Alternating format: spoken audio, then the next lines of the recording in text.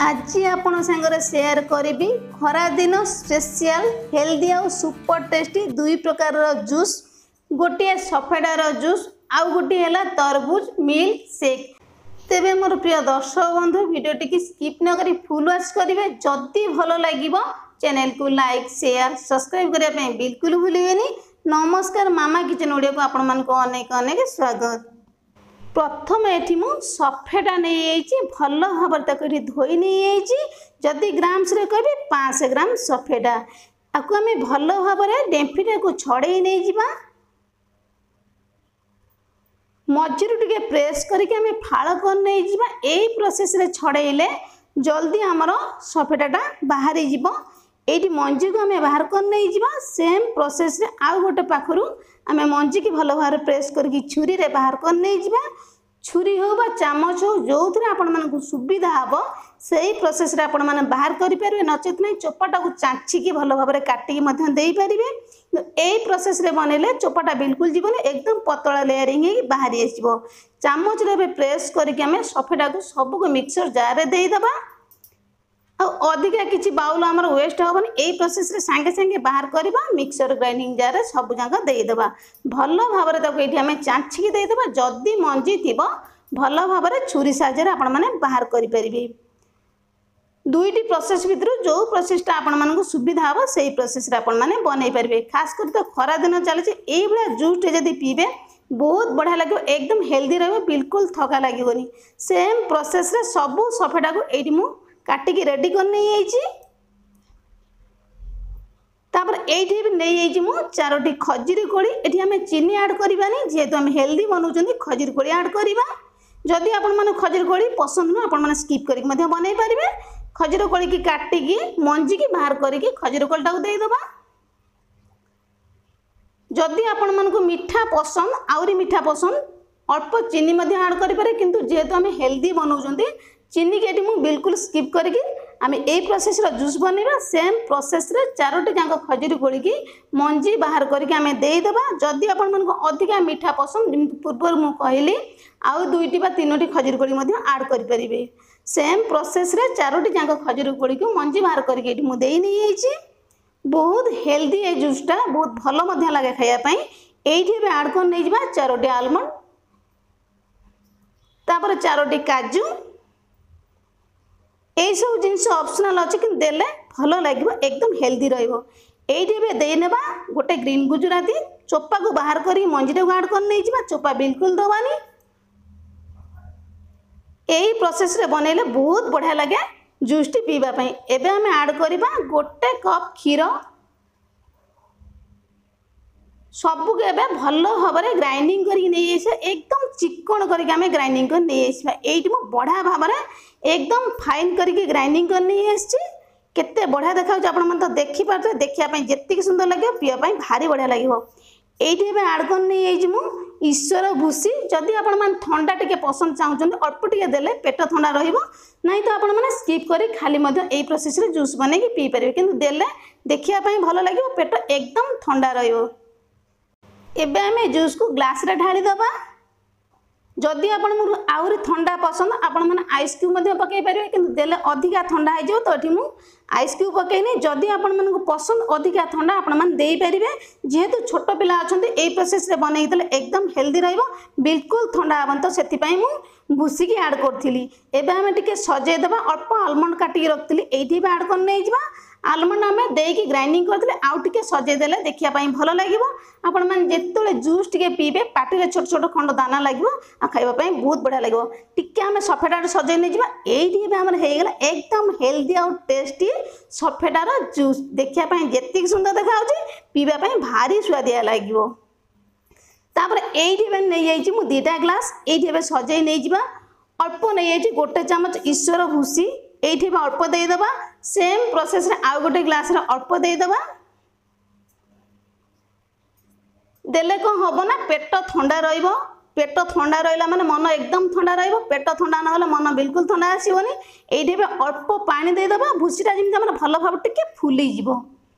तापर ये मुझे नहीं गोटे तरबुज को ये काटी नहीं भल भाव में धोईकी सफा करी परे आपण माने काटिबे चोपाटा को बिल्कुल स्किप करबेनी चोपार एकदम हाई फ्लोर प्रोटीन अछि जदि आपण माने कमेंट करिवे मु चोपार रेसिपी आपण मानक संगे शेयर करबी एठी बे तरबुजटा को हमें काटी नै जिबा बर्तमान तो तरबुज बहुत परिमाण मिलूँ यही प्रोसेस रे जदि आपण माने बनै पीबे एकदम हेल्दी रहइबो आ 8 घंटा पर्यंत एई भला जूस जदि आपण माने पीबे बिल्कुल थका लागोनी बहुत बढ़िया लागो एकदम हेल्दी रहइबो टेस्ट रहइबो समस्त मध्य खुशी खुशी रे पी देबे छोट हो बा बड़ हो एई देखि पारथे कलरटा केते सुंदर देखा तरबुज रे हम एई प्रोसेस रे तरबुज नेले एकदम मीठा आसीबो सेम प्रोसेस रे मु छोट छोट पीस करी काटी नै जेतिक हमें बनैबा जूस सेतिकी प्रोसेस रे मु गोटे फाळ तरबुज को भल भाव में पतला पीस करी काटी नै जाईची मंजीरा को हमें चामच साहाय्य रे बाहर कर नै जिबा तरबुज रे बहुत मंजी थाए तो देखिके आपण माने मंजी की हल्का हमें जेतिकी चामच रे बाहर करि परिबा सेही प्रोसेस रे बाहर करिबा कारण तरबुज रो जूस बनै सल्ला परे हमें ताको छांकीबानी तो सेति पई सब मंजी के हमें बाहर कर नै जिबा जोटी गोटे गोटे मंजी रही जाईची भल भाव में ताको छुरी रे बा चामच रे भल भाव में चेक करके बाहर कर देबे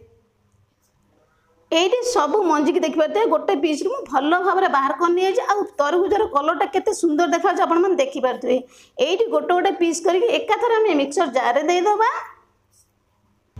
खरा दिन रे स्पेशल एई भली जदी जूस आपण माने पीबे ताला आपण माने कहले दे केते बढ़िया लागिवो बिल्कुल थका लागिवोनी हल्का फुल्का जदी भोक लागतो से भी मध्ये एडजस्ट हो जिवो कोनोसी ओसा व्रत रे जदी आपण मन को टाइम न हुए एई प्रोसेस रे जदी जूस बने के आपण पी देबे 7 रु 8 घंटा पर्यंत आपण मान रहिबे बिल्कुल वीक लागिवोनी कि थका लागिवोनी एकदम हेल्दी रहइबो और टेस्ट मध्ये एकदम जबरदस्त रहइबो मु कहले किछि नै आपण मान जदी थरे एई प्रोसेस से बने कि एई भली भाबरे पीबे गोटे गोटे पीस करके हम सब को भल भाबरे काटी के रेडी कर नै जिबा आ गोटे पीस देखि पाते मु भल भाबरे काटला पर एठी मंजी रहि जाय मंजी रे भल भाबरे ताको छुरी रे काटी नै जिबे मु छुरी रे काटू ता माने नै आपण काटी आपण मन को जोथरे सुविधा हो सेम प्रोसेस रे काटी नै जिबे सेम प्रोसेस रे एठी मु सब को काटी रेडी कर नहीं एठी भी ऐड करिबा 2 बड़ चामच चीनी मीठा आपण माने केतिकी खाउछन से अनुसार आपण माने ऐड करिवे जेहेतु तरबुज मीठा अछि एठी म अल्प ऐड कली एठी भी ऐड कर नै जिबा गोटे कप खीर पाखा पाखी हमर 250 ग्राम खीर जेतिकी जूस बनेबे से अनुसार आपण माने खीर रो क्वांटिटी कम बेसी करी बनेबे एबे हम सब को भलो भाव रे ग्राइंडिंग करी नै आसीबा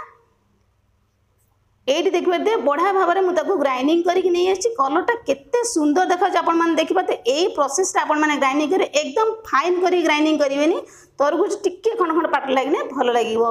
एठी मु नै एछि देखि पाते अल्प किछि तरबुज छोट छोट पीस करी काट नेथिले एठी भी ऐड कर नै जिबा ग्लास रे